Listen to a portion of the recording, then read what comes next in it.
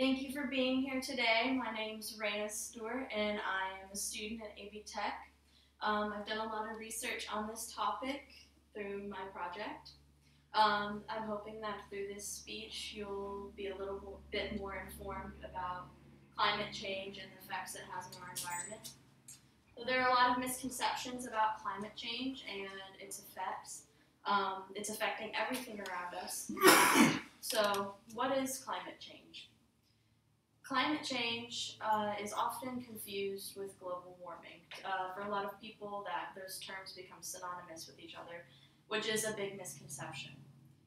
According to Eric Conway, who is an official at NASA, the definition of global warming is the increase in the Earth's average surface temperature due to rising greenhouse gases, and climate change is defined as a long-term change in the Earth's climate or in a region of the Earth. So global warming and climate change becoming synonymous has a lot of detrimental effects on people in our society because it leads them to believing things that aren't true about climate change and what's happening to our environment. The National Climate Assessment is an assessment that's posted about every 4 years, and it just details some of the things that are going on in our environment and how things are being affected around us. According to the fourth and the most recent climate assessment, there has been a significant increase in precipitation globally.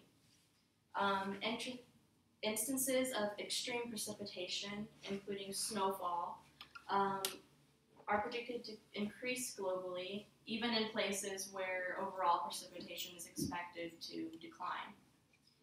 Instances of extreme precipitation have increased about 2 or 3 times from the historical average, and it's continuing to rise, and it's also contributing to rising sea levels. So here's a little infographic about precipitation and how the instances of extreme storms and things like that are affecting our environment. Sea levels have risen about 7 to 8 inches since 1900, with a 3-inch increase occurring since 1993. Because of the increasing sea levels, the occurrence of tidal floods has increased by 5 to 10 times since the 60s. And because the sea level is rising, there's been an increase in the extent and frequency of flooding by coastal storms, which is going to be magnified by the predicted increase and intensity of these storms. But there are some things that we can do. With the condition of the environment as it is today, it's easy to forget all the things that we can do to help. You can contact your contact your government officials and vote ethically.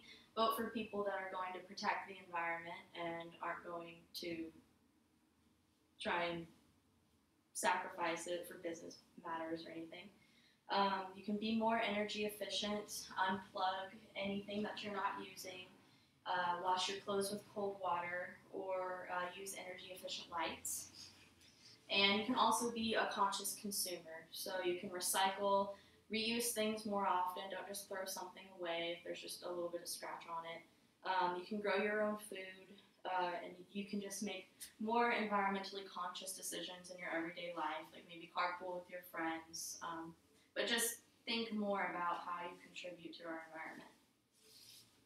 I've learned more about climate change and some of the common misconceptions.